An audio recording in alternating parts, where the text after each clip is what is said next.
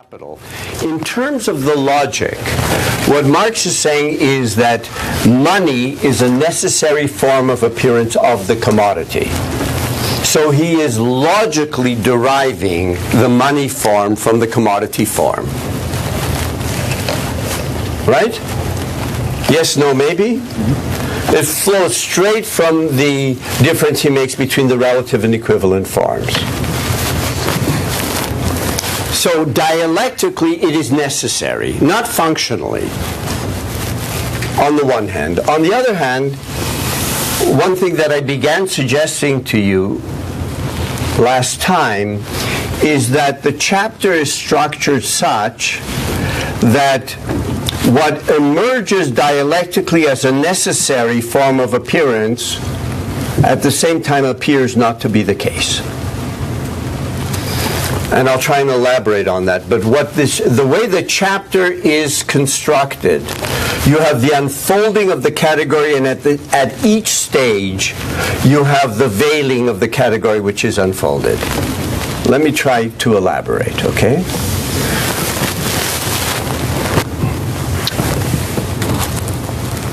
Now, we begin with money as a measure. In terms of the logical unfolding, as I've just said, money is the externalized expression of the value dimension of the commodity form, right?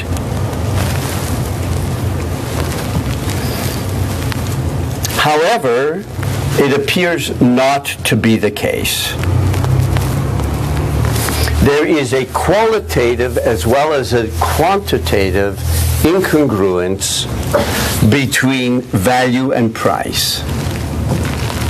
Because there is, which he derives, the existence of this congruence, both qualitative and quantitative. As a result of this incongruence, money does not appear to be the expression of the value of the commodity. So that which is the expression of the value of the commodity appears not to be the case.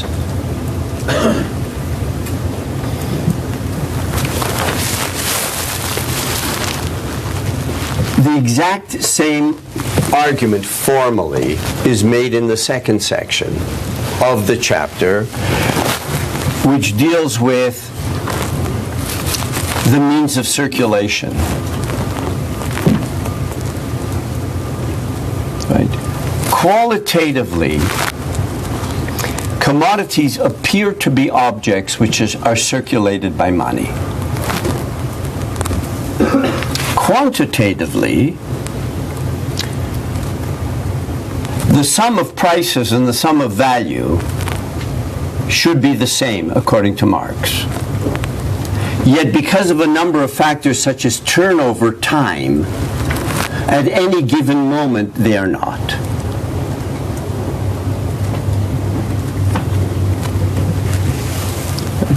So that it seems as if prices are determined by the quantity of money, and the quantity of money is determined by bullion. So once again, what appears to be the case is what I'm going to call the primacy of the means of circulation.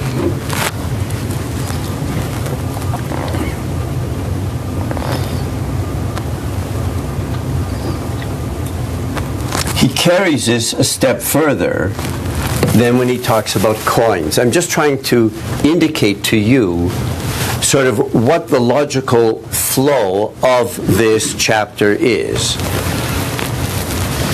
You recall when we talked about coins, the fact that coins are used a lot means that over time, the pound really doesn't weigh a pound. You have what's frequently called the debasement of currency. You'll have the crown mixing in copper or whatever. So the difference between the nominal and the real content of money means, according to Marx, that the coin actually becomes a symbol of itself. that the coin becomes a symbol of itself opens the possibility that it can be replaced by tokens, paper money, by things that don't have any value at all.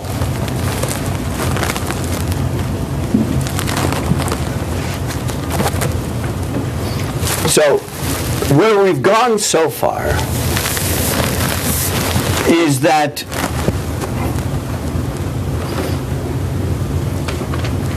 the first step, according to Marx, the commodity is a form of mediation. This mediational dimension of the commodity is externalized as money. Yet when you begin to examine money, it seems as if the commodity has nothing to do with mediation, because of these series of fetish forms that I've just indicated. The commodity seems to be objects that are mediated by money, and then money itself appears to be something purely conventional. So that the idea that there is something like value just disappears. And it does not disappear because people are trying their hardest to deny it. It disappears because it disappears. I mean, that will raise a question for us. So why bother with value theory? What is he going to be trying to show? But in the meantime, I just want you to notice that what he is saying, among other things, is that methodologically you cannot start with surface phenomena and on the basis of the surface phenomena make an argument one way or the other about value. That's the wrong way to go. To do that is to misunderstand the extremely complicated relationship between surface and underlying reality, which isn't just a one-to-one correspondence. So you cannot look at prices and rates of profit and from that infer a great deal about value, in spite of the fact that thousands of Marxists have done this. Okay? Now, it's after he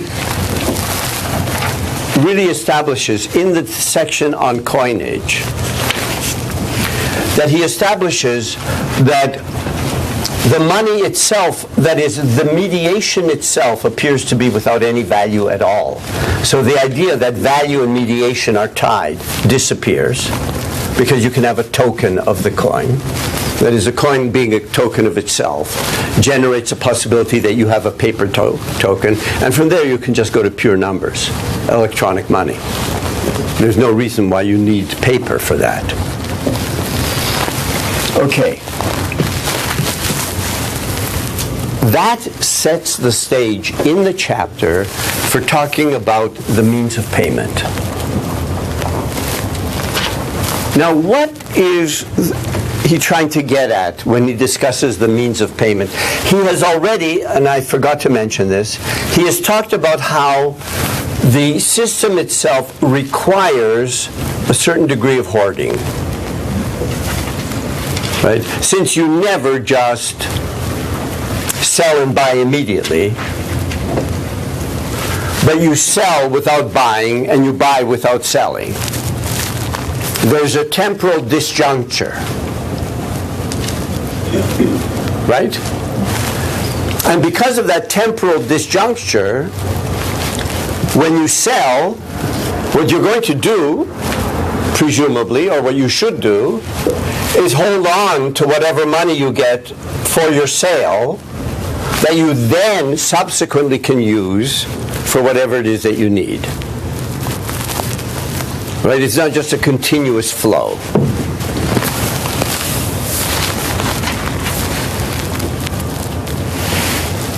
What does this have to do with money as a means of payment? What does he talk about when he talks about money as a means of payment? It appears to complete a transaction rather than mediating it. That's what means of payment is. So it seems as if the transaction is based on completely other different factors, contracts. And the money then fulfills the contract. So that the mediation itself appears to have nothing to do with money, which appears in turn to have nothing to do with value, which appears in turn to have nothing to do with the commodity. Instead, it seems as if what you have are social ties that are organized on the basis of convention. And this notion that social ties are organized on the basis of convention, like contracts, is, Adorno would use the term, a real illusion. It is reality, and yet it's not the underlying reality. But it's not simply a misunderstanding. It's the way things actually work. So the fetish here is that the constitution of social relations has apparently nothing to do with the form of social mediation.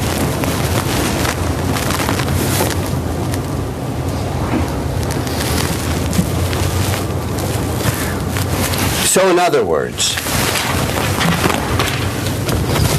if I were to take, I think there are two important tracks in this chapter.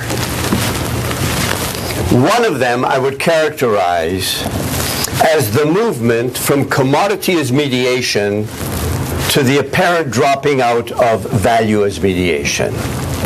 That is, in the first step, the commodity appears not to be mediating, but rather the commodity seems to be an object that is mediated by something else, money. Then money itself appears to be less of an actual mediation and more of a symbol of things that are agreed upon, which is then reinforced once you have money as means of payment, so that the social relations we're talking about appear to be the result of agreement and contracts and convention, rather than what Marx is trying to get at, this quasi-objective form of mediation. That is, so deriving, that is, beginning with the commodity, already in the third chapter, Marx has tried to indicate why that, what everything that he said in the first chapter appears not to be the case. But he hasn't done it in terms of, well, what about this, and what about this, and what about that? He's done it by unfolding the logic itself.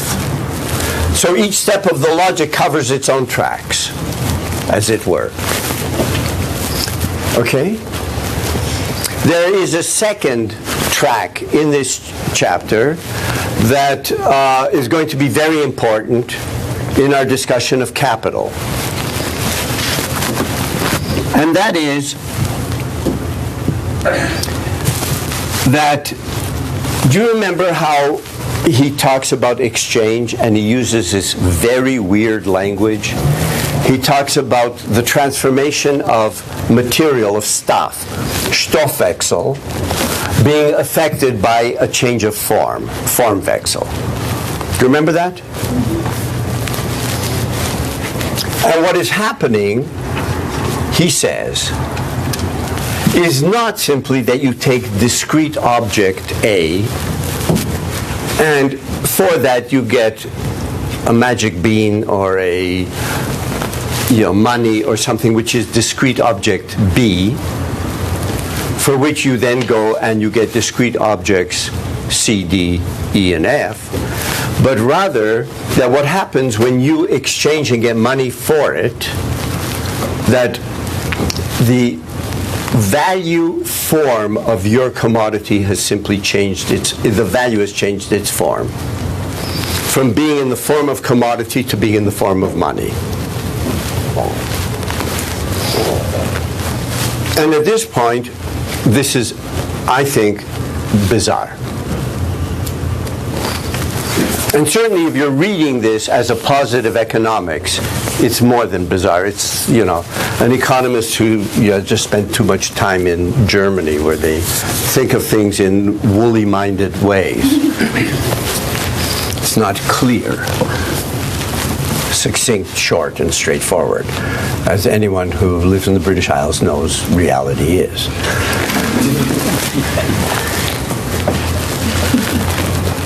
Now,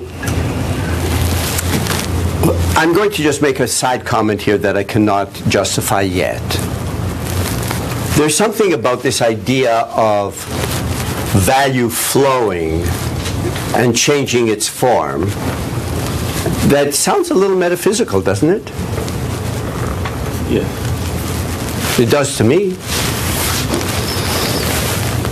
And I want to suggest that since he isn't talking about the nature of reality, but he's talking about what he regards as a historically specific form of social mediation, that this is a meta-commentary on metaphysics. And I'll try to justify that as we go along. It's the very weird properties of this form of mediation that generate what used to be philosophical thought.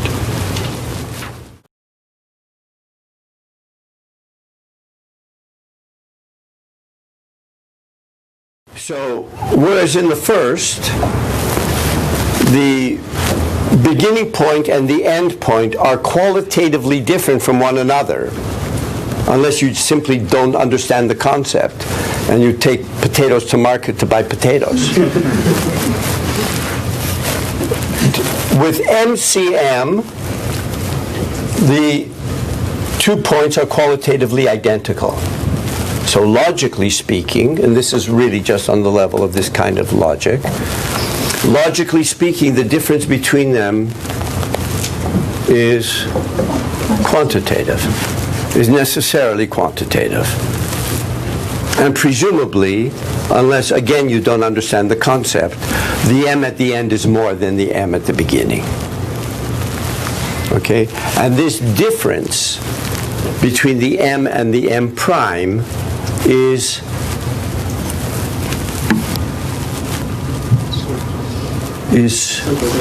surplus value. So, finally, that fateful word has fallen. Surplus value. Since there are many people who say, you really want to understand Marx, forget about the first 3 chapters, and you go straight to surplus value, because that will tell you something about exploitation. Which it will. However, that isn't what the category is about completely.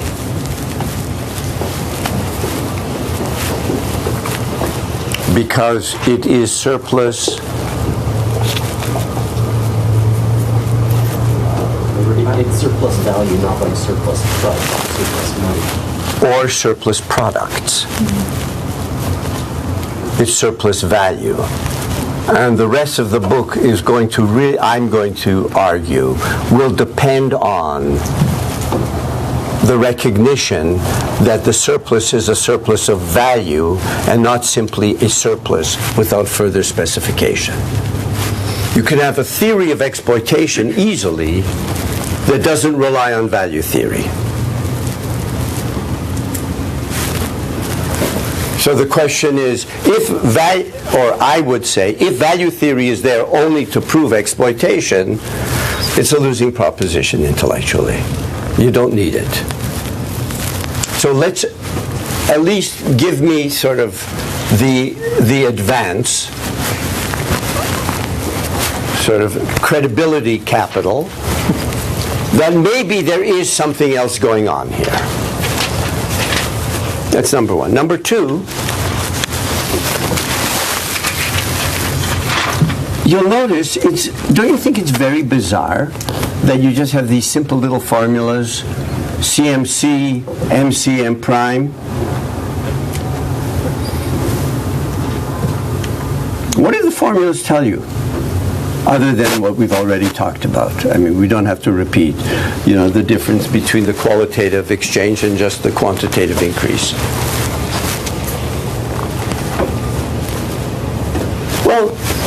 somebody comes up to you and says, I really want to understand what is at the heart of this form of social life, and somebody gives you 3 letters. No reaction at all? None? You just say, oh, okay, thanks. That's really illuminating. What if there's something about the form of society at this historical society that's generalizable, that you can sort of make kind of, that can be described? It's not only, I would say, not only generalizable, but it claims that what is generalizable is homogeneous. Otherwise, you couldn't possibly refer to a society in terms of a little shorthand like that, unless you're saying, whether explicitly or implicitly, that there is a level of homogeneity that warrants this kind of formalistic reduction. Not everything lends itself to that kind of formalism. So that perhaps we should just take 1 minute to talk about form and content with the commodity form. Let's look at the use-value dimension, okay?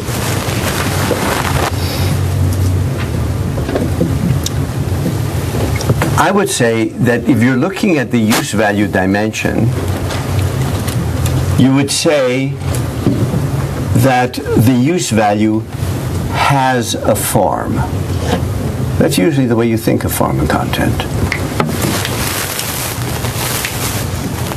But now if we move over to the value dimension, what is the content?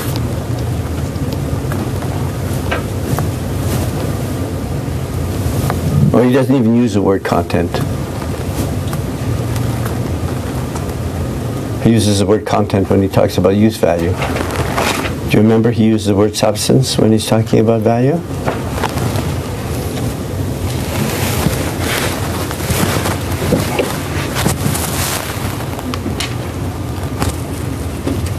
It's abstract human labor, right? Which so far I've been treating as labor acting as a socially mediating activity. If you think of form and content with the commodity, you have to distinguish sharply between whether you're thinking of the commodity in its aspect as use value, in which case the content has a form, use value has a form, or if you look at it from the value dimension side, in which case it is a form. The commodity is a form. It doesn't have a form. It's a social form. And form and content on that side of the equation are inseparable. And they're inseparable because of this very peculiar homogeneous character of the mediation. So that in a sense, this is the dimension of the commodity that underlies the formalism of the system. The formalism does not abstract from the manifold character in reality of what is, but rather expresses the fact that alongside or underneath or on top of this manifold character, there is something homogeneous that is not a feature of human life, that is not a feature of society, but is a feature of what Marx is trying to get at with capital. Capitalist modernity. So there's something about capitalist modernity that warrants the use of formalistic methods, as long as you don't reify them. Are you understanding what I'm trying to get at? So that the formal and yet highly oversimplified little equations of CMC and MCM are within the framework of this exposition warranted by the object itself. Does this make sense to you? You don't have to agree, just doesn't make sense.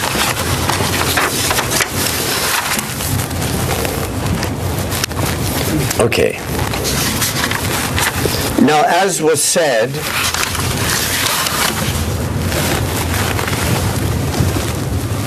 so we're dealing with, now, CMC does not disappear. At what level does it remain part and parcel of the society? For the wage laborer and for most people, right? Well, also, it's you are selling your commodity in order to survive.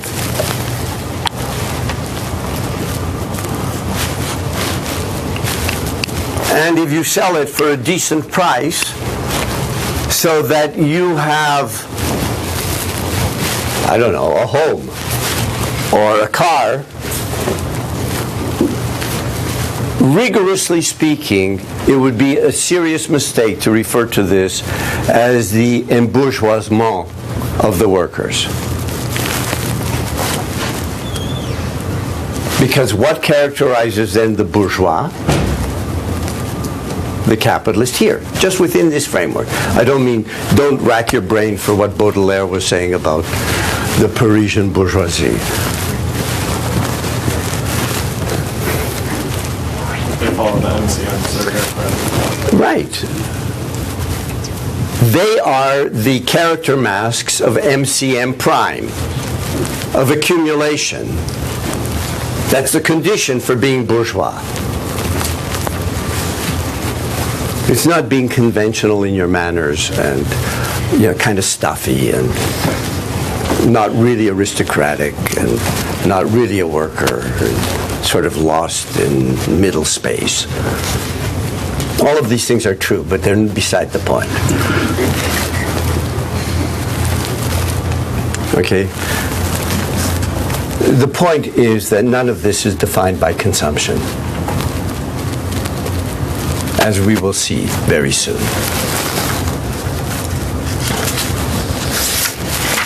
Okay. Up to now, when we've discussed motion, with the exception of what I tried to squeeze out of the little example of the handloom weavers, when we've discussed motion and temporality, it's been circular. Circulation, turnover. Here, what you're beginning to have is directionality. We will see that it's a peculiar kind of directionality, but it is directional. MCM prime, CM double prime. There's a directionality. This is no longer just a circuit. It will interact with various circuits, but it no longer is a circuit.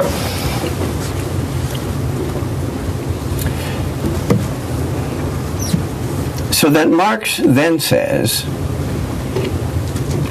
selling in order to buy finds its measure and its goal in a final purpose which lies outside it, the satisfaction of determinate needs. That's CMC. But in buying in order to sell, the end and the beginning are the same, money as exchange value, and this already makes the movement an endless one. So the purpose of the latter lies in the movement itself. It is its own purpose. And what's one name that we give to something which is its own purpose? No, you think of the subject, I think. The subject is its own purpose.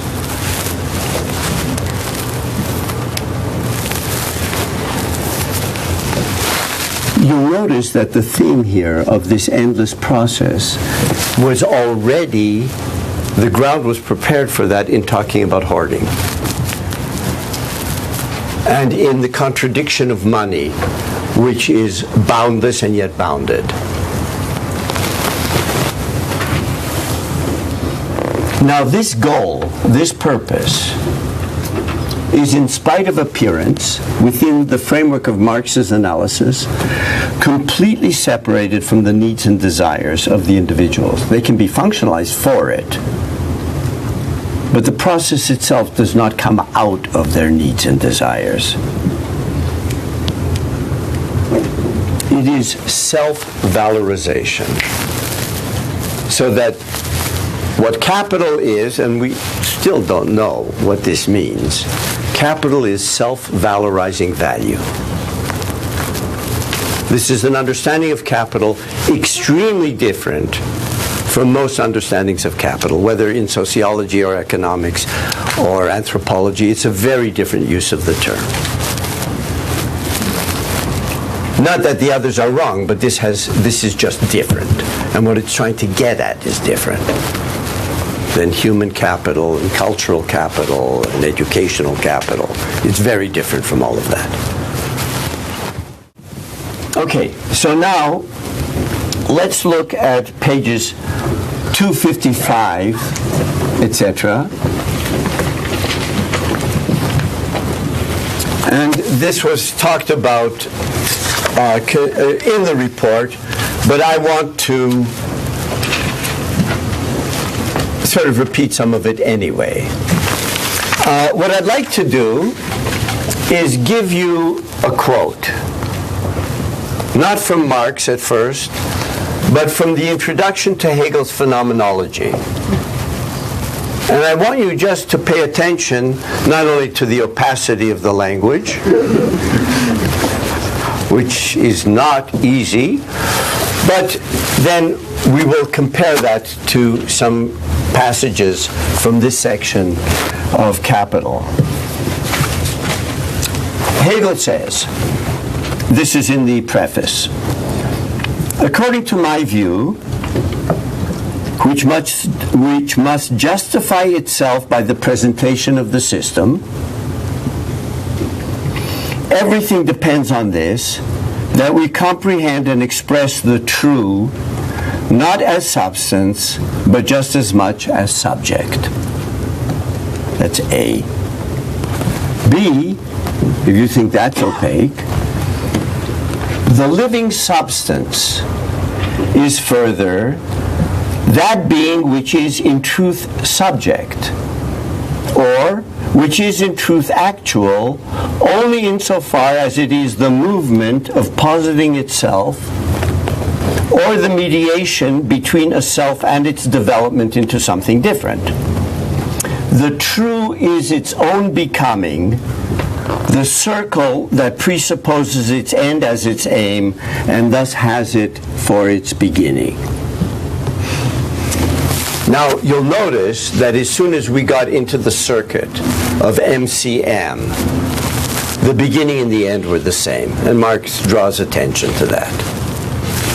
But then, he says, it is constantly changing from one form into the other without becoming lost in this movement. Value here becomes the subject of a process in which, while constantly assuming the form in turn of money and commodities, it changes its own magnitude, throws off surplus value from itself considered as original value, and thus valorizes itself. For the movement in the course of which it adds surplus value is its own movement, its valorization is therefore self-valorization. And then he says, value suddenly presents itself as a self-moving substance which passes through a process of its own and for which commodities and money are both mere forms. Okay? Now, as you are doubtlessly aware, Marx was very, very familiar with Hegel. So this can't be accidental, that the language is literally mimicking the language of the introduction to the phenomenology. And instead of seeing it just as some weird Baroque icing on top of something much more substantive, we should take a look at what it means. First of all, before we get into what the report emphasized, what this says about Marx and Hegel, you'll notice it's at this point that the metaphysical dimension of value begins to make sense. What I mean is that as long as we were only dealing conceptually with what seemed to be exchange, the whole idea of the metamorphosis of commodities, the form vexel, just didn't seem to make much sense. Or maybe it made sense, but it seemed unnecessarily complicated. You know, why do it this way? What Marx is saying here, however, is that this process, M, C, M prime, C, M double prime, this is a process of the self-valorization of value, which will change its form from money to the commodities, to money, to the commodities, to money, to the commodities, where the commodities here are not the bread that you get in the corner store. They are raw materials, machinery, and labor. And what he's saying is that value is flowing through these. That is to say, the change of form suddenly begins to make sense. And you can only get this quantitative development if you see it as this flow of form. So that the justification for talking about form vexel begins to be made here. It wasn't really made in the chapter in which it was introduced.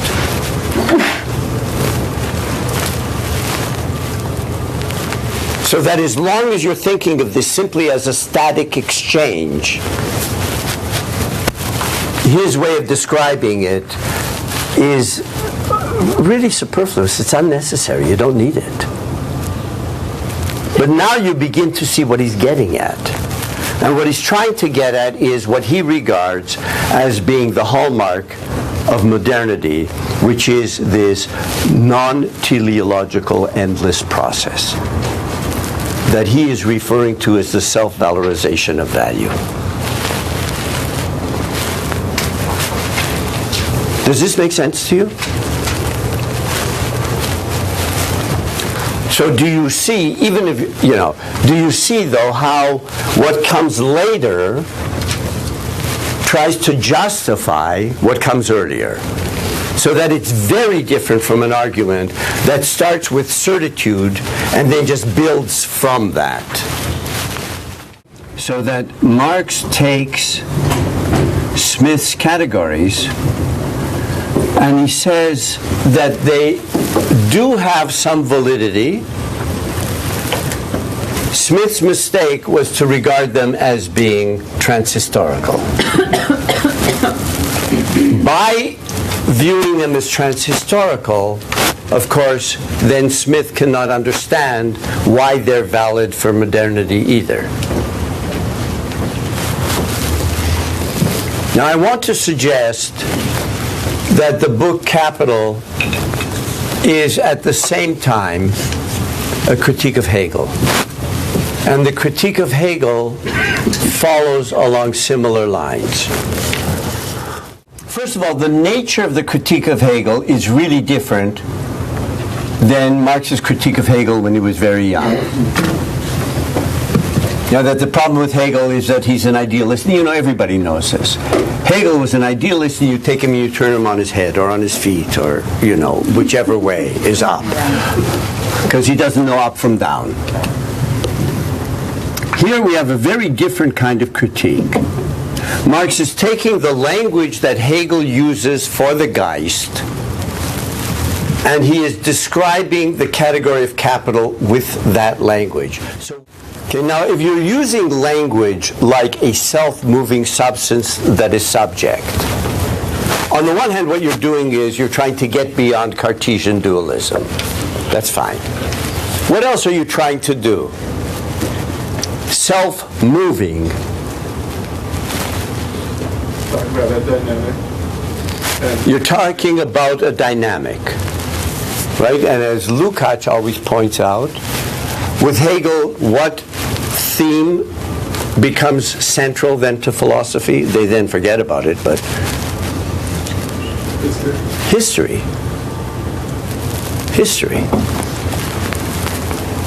With Hegel, you have the logic of history.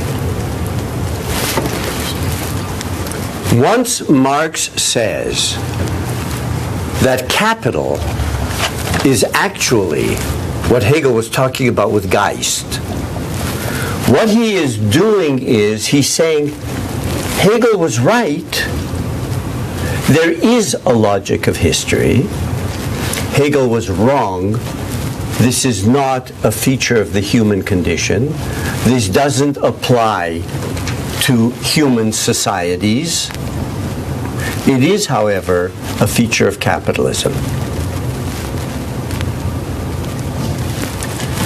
Now, what is it that's a feature of capitalism? What is it that's historically specific?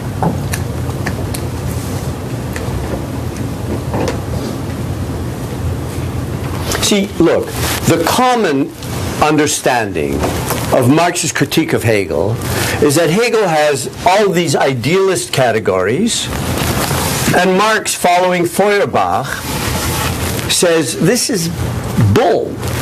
It's really just human beings. We're doing it all. Right? So get rid of this idealist nonsense and pull it down to earth where it belongs. We have human actors. What is he saying here? What is the implication of saying capital is a self-moving substance that is subject?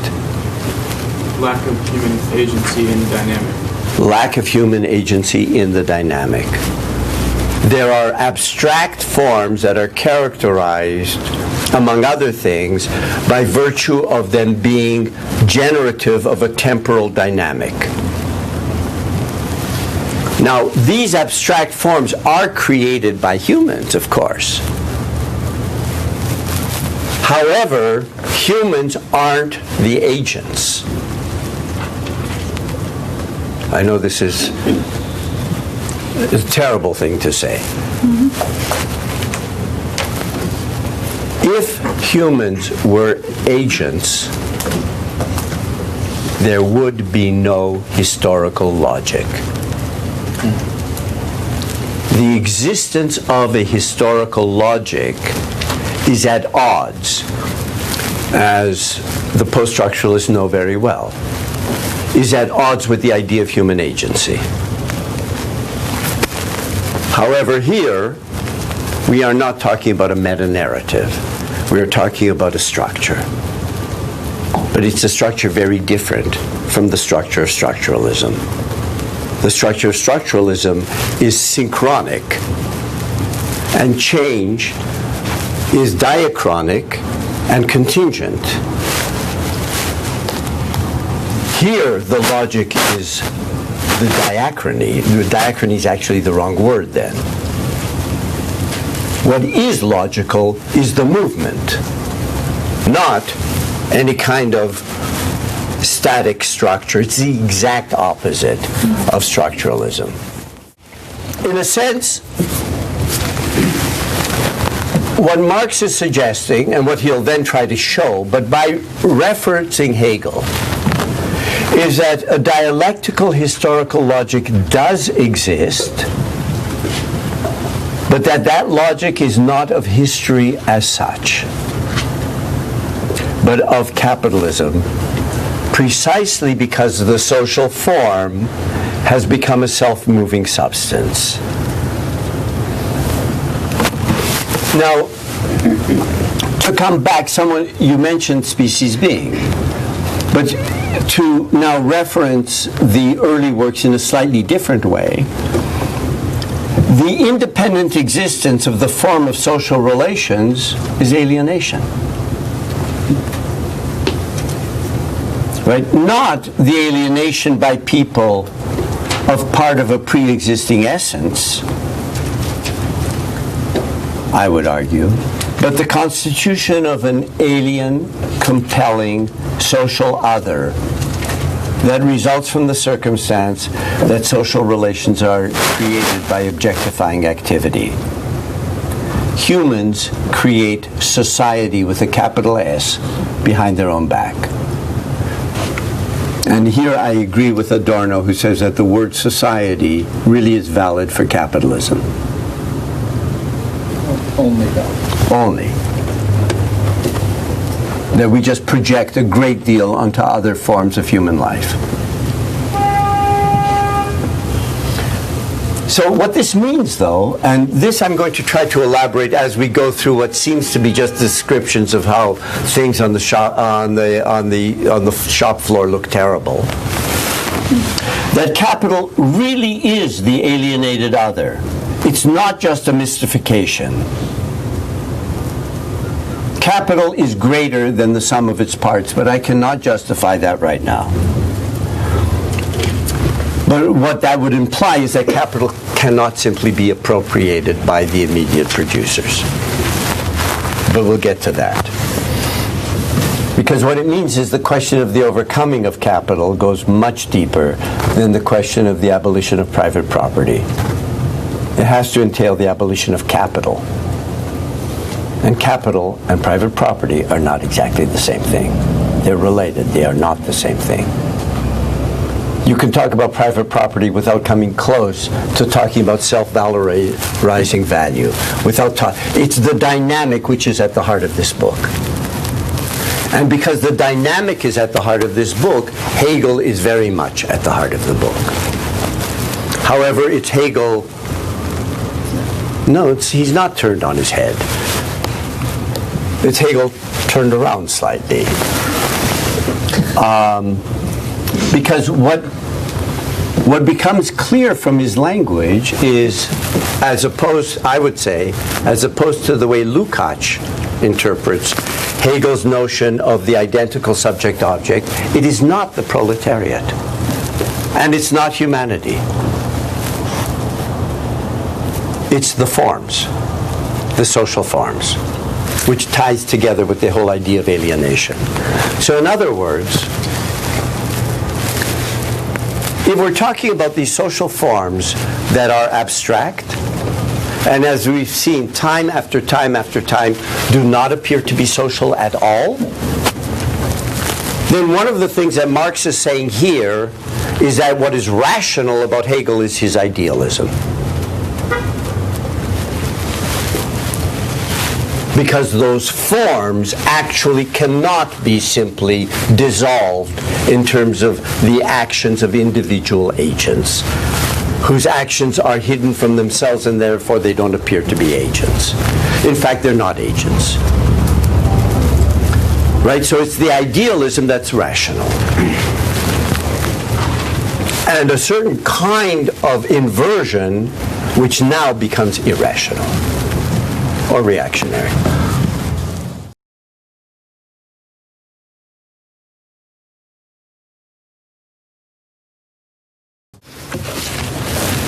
Let's start with contradictions in the general formula.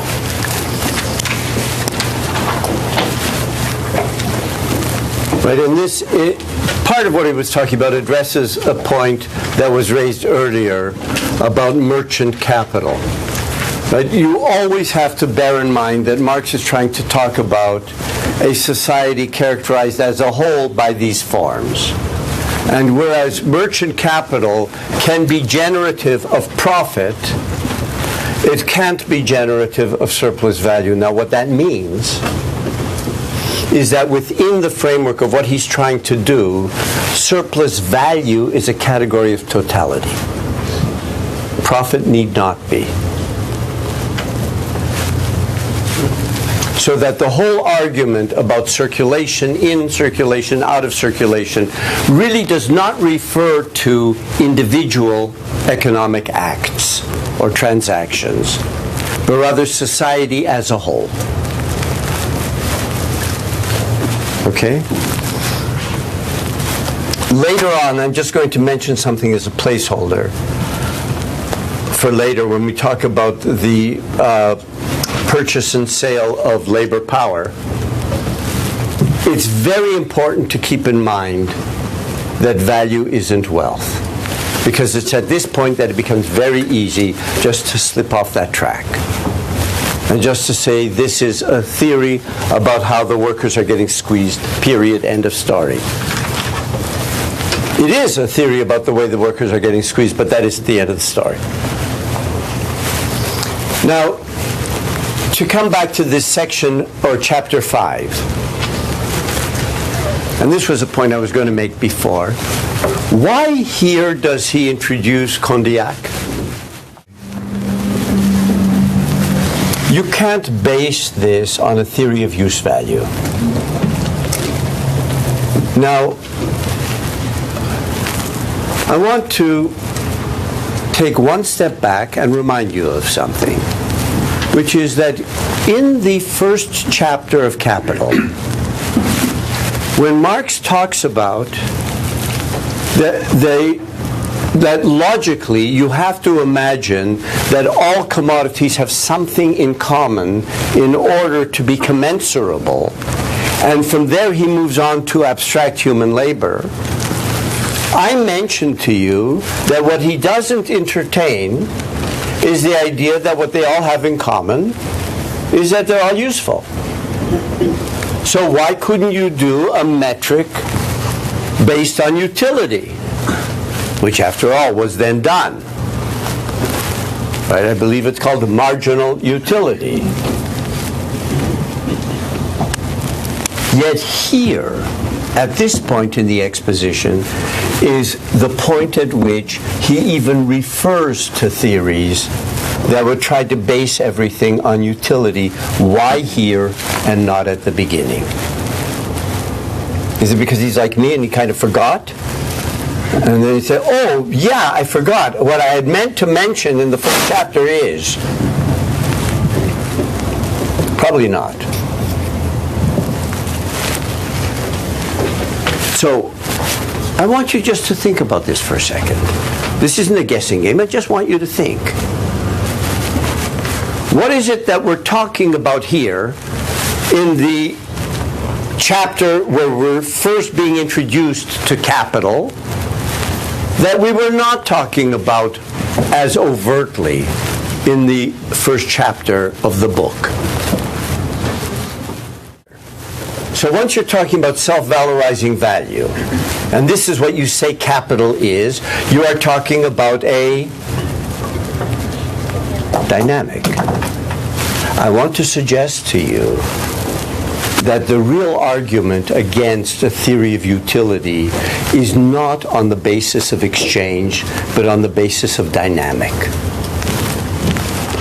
As long as you're thinking of equilibrium exchange, then you could say, well, this seems arbitrary. Why labor and not utility? And then somebody will accuse you of being a right-wing bourgeois deviationism, which is probably the case, but that doesn't say anything. Certainly intellectually, that isn't much of an argument.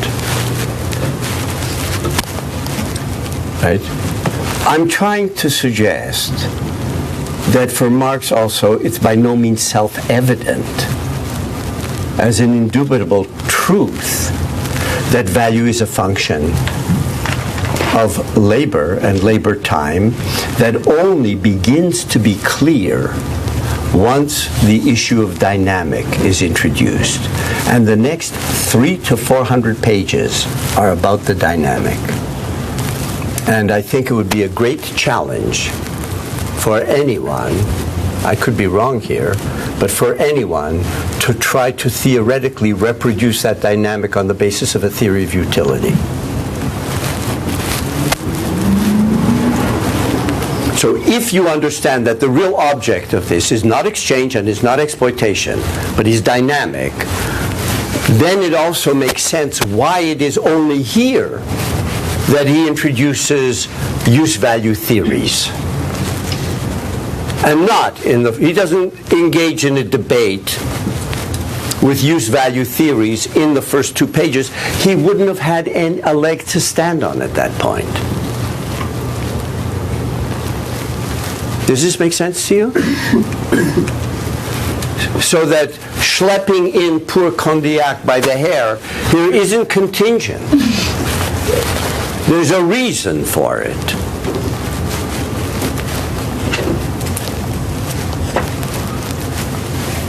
So in other words, I'm just trying to reinforce a point that I've made several times. You cannot just take the first chapter of Capital and take it as being self-evident and argue against other economic theories on the basis of the first chapter alone. You can, but the more you do, the more dogmatic you're going to be. Because the argument isn't the first chapter. The first chapter is the beginning. And I'm slowly trying to sort of unfold the argument.